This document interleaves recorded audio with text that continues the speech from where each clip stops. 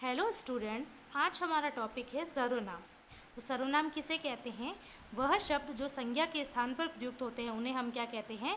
सर्वनाम कहते हैं। जैसे मैं, तुम, हम, वह, आप, उसका, उसकी आदि। अब सर्वनाम क्या होते हैं कि जो संज्ञा के स्थान पर प्रयुक्त होते हैं। संज्ञा क्या है कि किसी व्यक्ति, वस्तु या स्थान के नाम को हम क्या कहते हैं? संज्ञा कहते हैं। जैसे मैंने बोला राम, क्या बोला? राम। तो राम क्या है? एक व्यक्ति है और उसका नाम मैं बता रही हूँ, तो वो मेरा क्या हो गया? संज्ञा। अब अगर मुझे कोई बोले कि मैं राम के ऊपर लेख लिखूं, तो मैं क्या करूंगी? मैं बोलूंगी कि राम अयोध्या के राजा थे, वह ऐसे थे, उनके पिता का नाम ये था, उनकी माता का नाम ये था। इन सब शब्दों का यूज़ करूंगी। तो ये सब क्या हो गए? वह, उनके, उनका, ये सब ही सर्वनाम कहलाते हैं, क्योंकि मैं बार बार राम का प्रयोग नहीं कर रही हूँ वाक्य में, है ना। मैं वह, उनके, उनका, इनका प्रयोग कर रही हूँ राम के स्थान पर। तो वही मेरा क्या हो गया? सर्वनाम। सर्वनाम कितने प्रकार के होते हैं? 6 प्रकार के। कौन कौन से? पुरुषवाचक, निश्चयवाचक, अनिश्चयवाचक, संबंधवाचक, प्रश्नवाचक और निजवाचक। हिंदी में मूल सर्वनाम कितने होते हैं? 11। मूल का मतलब होता है कि जिनसे बाकी वाले सर्वनाम बने हैं। जैसे मैं, तुम, आप, यह, वह, जो, सो, कौन, क्या, कोई और कुछ, ये सब मेरे क्या हो गए? सर्वनाम, जो कि मूल रूप से 11 है। उसके बाद में हम आते हैं सर्वनाम के भेद। सर्वनाम के 6 भेद होते हैं, हमने अभी बताया। तो सबसे पहला आता है पुरुषवाचक। पुरुषवाचक क्या होता है कि जो सर्वनाम वक्ता अर्थात बोलने वाले, श्रोता यानी सुनने वाले तथा किसी अन्य के लिए प्रयुक्त होता है, उसे हम क्या कहते हैं? पुरुषवाचक सर्वनाम। क्या मतलब हुआ मेरा कि जैसे मैं बोल रही हूँ और आप सुन रहे हो, तो मैं क्या हूँ? वक्ता, बोलने वाली, तो मैं हो गई। उसके बाद में तुम सुन रहे हो, तो तुम क्या हो गए? तुम भी पुरुषवाचक हो गए। और मैं अगर किसी अन्य की बात करूं कि वह ऐसा बोल रहा था, उसने तुम्हारे बारे में ऐसा बोला, तो जो वह हो गया वो क्या हो गया? मेरा अन्य पुरुष, है ना। तो देखिए, ये तीनों किस में आ जाते हैं? पुरुषवाचक में आ जाते हैं। अब पुरुषवाचक के भी 3 भेद होते हैं। कौन कौन से? उत्तम पुरुष, मध्यम पुरुष और अन्य पुरुष। चलिए, तो सबसे पहले हम लेते हैं उत्तम पुरुष। उत्तम पुरुष में सबसे पहला आता है कि वक्ता जिन शब्दों का प्रयोग अपने स्वयं के लिए करता है, उन्हें हम क्या कहते हैं? उत्तम पुरुष। जैसे मैं बोल रही हूँ, तो मैं अपने लिए जिन शब्दों का प्रयोग करूँगी वो क्या हो गया? मेरा उत्तम पुरुष। मध्यम पुरुष क्या होता है? तुम, यानी कि श्रोता सवाल करते समय जिन सर्वनाम शब्दों का प्रयोग करता है उन्हें हम क्या कहते हैं? मध्यम पुरुष। जैसे तुम, तुमको, मुझे, आप, आपको। तो मैं बोल रही हूँ उत्तम पुरुष, मैं तुम्हें बोल रही हूँ, तुम क्या हो गया? मेरा मध्यम पुरुष।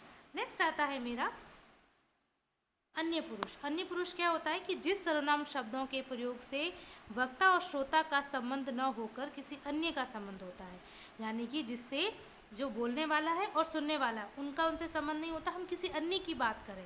जैसे वह ऐसा कह रहा था, उसने ऐसा कहा, तो वो सब मेरे क्या हो गए? अन्य पुरुष, है ना। यह, वह, उन, उसको, उसने, इन्हें, उनको, ये सब क्या है? मेरे अन्य पुरुष। नेक्स्ट हम आते हैं निश्चयवाचक। निश्चयवाचक मतलब संकेतवाचक, यानी कि यदि हम किसी निकटतम या दूरस्थ वस्तु की ओर एक निश्चित संकेत करते हैं, तो वो मेरा क्या कहलाता है? निश्चयवाचक। जैसे यह लड़की, यह पुस्तक, यह मेरी पुस्तक है, माधव की गाय है, वह राम के भाई है। तो मैं किसी दूर स्थित वस्तु या जो पास में स्थित वस्तु है उनके लिए एक निश्चित संकेत करके यह वह लगा के कोई वर्ड बोलती हूँ, दैट मीन्स वो मेरा हो गया निश्चयवाचक। देखिए, यह जो शब्द होता है ये किसके लिए आता है? जब वस्तु पास में होती है, जैसे दिस। और वह किसके लिए आता है? जब वस्तु क्या हो? दूर हो। तो क्या आता है? वह। अब देखिए, निश्चयवाचक और पुरुषवाचक में अंतर क्या होता है कि जैसे मैंने बोला कि राम मेरा मित्र है और वह दिल्ली में रहता है। राम संज्ञा का प्रयोग किया, उसके बाद में वह दिल्ली में रहता है, अन्य पुरुष हो गया। तो ये क्या हो गया? पुरुषवाचक हो गया। और अगर मैं बोलूँ कि यह मेरी गाड़ी है और वह राम की गाड़ी है, यानी कि जो पास में खड़ी है वो तो मेरी गाड़ी है और जो दूर खड़ी है वो क्या है? राम की गाड़ी है। तो ये मेरा क्या हो गया? निश्चयवाचक, यानी कि मैंने निकटतम और दूरस्थ वस्तु की और निश्चित संकेत किया है, उसे हम क्या कहते हैं? निश्चयवाचक। उसके बाद में हम आते हैं अनिश्चयवाचक, यानी कि जिस सर्वनाम से किसी निश्चित व्यक्ति, पदार्थ का बोध नहीं होता है उसे हम क्या कहते हैं? अनिश्चयवाचक। यानी कि अगर मैं किसी की ओर संकेत करके कह रही हूँ, उससे मुझे किसी निश्चित आदमी या पदार्थ का बोध नहीं हो रहा। जैसे बाहर कोई आदमी खड़ा है, मुझे कुछ नहीं मिला, तो ये सब क्या हो गए? मेरे अनिश्चय का बोध करवाते हैं, है ना। जैसे कोई आ रहा है ना, कि दरवाजे पर कोई खड़ा है, कौन खड़ा है? कोई निश्चित नहीं है, स्वाद में कुछ कमी है। अब देखिए, कोई और कुछ जब हम शब्दों का प्रयोग करते हैं तो कोई का प्रयोग ज़्यादातर किसके लिए होता है? प्राणी के लिए। और कुछ का प्रयोग किसके लिए होता है? किसी वस्तु के लिए। यानी कि कोई का प्रयोग प्राणी के लिए और कुछ का प्रयोग वस्तु के लिए होता है। उसके बाद में हम आते हैं संबंधवाचक। संबंधवाचक क्या होते हैं कि जो सर्वनाम किसी दूसरी संज्ञा या सर्वनाम से संबंध दिखाने के लिए प्रयुक्त होता है। यानी कि एक संज्ञा सर्वनाम का किसी दूसरी संज्ञा या सर्वनाम के साथ में संबंध बताते हैं तो उसे हम क्या कहते हैं, संबंधवाचक। जैसे मैंने बोला, जो कर्म करेगा फल भी उसी को मिलेगा।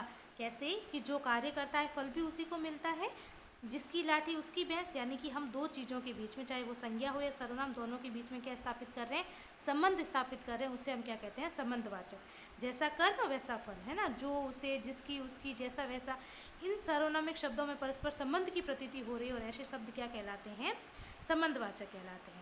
नेक्स्ट हम आते हैं प्रश्नवाचक। प्रश्नवाचक क्या होते हैं कि जिनमें प्रश्नवाचक शब्दों का प्रयोग होता है ना, जिन सर्वनाम में किसी प्रश्न का बोध होता है उसे हम क्या कहते हैं, प्रश्नवाचक। जैसे तुम कौन हो, तुम्हें क्या चाहिए, है ना, तुम क्या कर रहे हो, क्या राम पास हो गया, मास्टर जी क्या क्या नाम है, वह कौन है ना, यह काम कैसे हुआ, तो क्या, कौन, कैसे आदि प्रश्नवाचक शब्दों का हम प्रयोग करते हैं तो वो हमारा क्या हो जाता है, प्रश्नवाचक सर्वनाम। नेक्स्ट हम आते हैं निजवाचक सर्वनाम। निजवाचक में क्या है कि जो सर्वनाम तीनों पुरुषों यानी कि उत्तम पुरुष हो, मध्यम पुरुष, अन्य पुरुष से निजत्व का बोध करवाता है उसे हम क्या कहते हैं, निजवाचक। जैसे मैं खुद लिख लूँगा, तुम अपने आप चले जाना, वह स्वयं गाड़ी चला सकता है।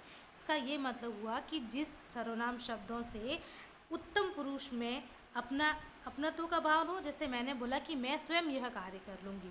मध्यम पुरुष में भी अपनत्व का यानी कि निजत्व का भाव हो, तुम स्वयं यह कार्य कर सकते हो। और अगर मैं किसी अन्य पुरुष के लिए बोलूँ तो मैं कह सकती हूँ कि वह भी अपना कार्य स्वयं कर सकता है। तो अगर मैं किसी के अपने ही किसी और के बारे में अपनत्व की भावना से बोलती हूँ तो वो मेरा क्या हो गया, निजवाचक। जहाँ पे अपना, स्वयं, इन सब शब्दों का प्रयोग होता है, इनको हम क्या कहते हैं, निजवाचक। जिसमें निजत्व यानी अपनेपन का बोध होता है उसे हम कहते हैं निजवाचक। तो चलिए आज हम अपना टॉपिक यहीं पे ख़त्म करते हैं। कल हम फिर मिलेंगे एक नए टॉपिक के साथ में। तब तक जय हिंद, जय भारत।